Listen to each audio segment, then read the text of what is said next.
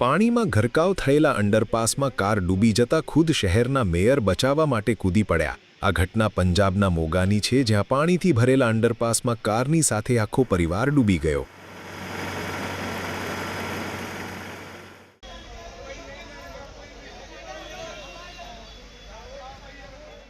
ત્યારે ઘટનાની જાણ થતાં જ મોગાના મેયર બલજીત સિંહ અન્ય સ્વયંસેવકો સાથે પહોંચી ગયા અને પાણીમાં ઉતરી પડ્યા।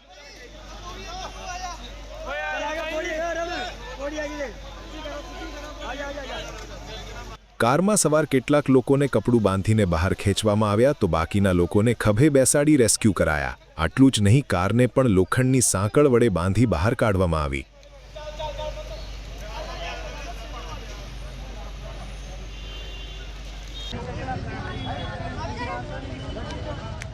ત્યારે મેયરના આ કાર્યને લોકો સોશિયલ મીડિયા પર બિરદાવી રહ્યા છે।